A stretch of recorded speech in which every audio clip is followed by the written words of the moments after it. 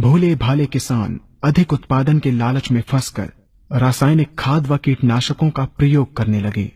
बैलों की जगह ट्रैक्टर से जुताई होने लगी। शुरुआत में कम रासायनिक खादों के प्रयोग से अधिक उत्पादन हुआ। धीरे धीरे रासायनिक खादों के प्रयोग के कारण भूमि की उर्वरा शक्ति क्षीण होने लगी, जिसकी वजह से उत्पादन घटने लगा तथा फसलें कमजोर होने लगी। फसलों के कमजोर होने के कारण उनमें रोग व कीट लगने लगे। रोग व कीटों से फसल की सुरक्षा के लिए और अधिक कीटनाशकों का प्रयोग होने लगा। एक तरफ ज्यादा उत्पादन के लिए अधिक रासायनिक खादों का प्रयोग होने लगा, वहीं दूसरी तरफ फसलों को रोग व कीटों से बचाने के लिए अधिक विषाक्त कीटनाशकों का प्रयोग बढ़ गया, जिसके कारण उत्पादन लागत बढ़ी और किसान को लाभ कम होने लगा, बल्कि छोटे किसान कर्ज में डूबने लगे। धीरे धीरे भूमि की उर्वरा शक्ति क्षीण होने से भूमि बंजर होने लगी।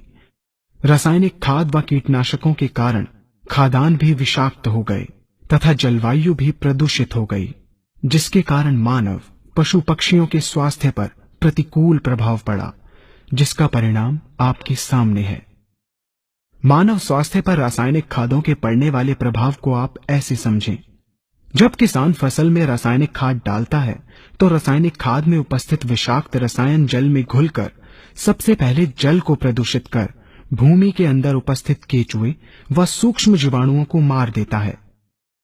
ये बात सभी किसान अच्छी तरह से जानते हैं कि केचुए व अन्य सूक्ष्म जीवाणु भूमि की उर्वरा शक्ति को बढ़ाने के लिए अति आवश्यक होते हैं। विषाक्त रसायन के कारण इनकी मृत्यु हो जाने से भूमि की उर्वरा शक्ति नष्ट हो जाती है तथा भूमि कठोर होकर बंजर होने लगती है। रासायनिक खादों के विषाक्त रसायन पानी के माध्यम से अन्य खनिजों के साथ फसल के अंदर पहुंचकर फसलों को विषाक्त बना देते हैं। बाद में जब खाद्यान्न के रूप में मनुष्य या अन्य पशु इन्हें खाते हैं तो ये विषाक्त रसायन मानव स्वास्थ्य पर बहुत ही बुरा प्रभाव डालते हैं तथा मनुष्य के अंदर तरह तरह के रोग उत्पन्न करते हैं। जब हम जैविक खाद का प्रयोग भूमि पर करते हैं तो जैविक खाद पानी में मिलकर पानी को प्रदूषित नहीं करती।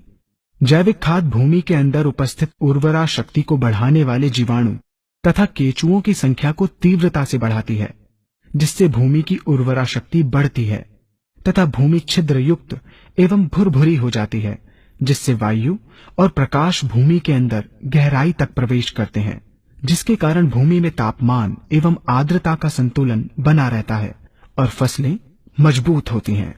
जैविक खाद में विद्यमान तत्व खाद्यान्न के माध्यम से मानव व पशु पक्षियों के शरीर में पहुंचकर स्वास्थ्य लाभ पहुंचाते हैं।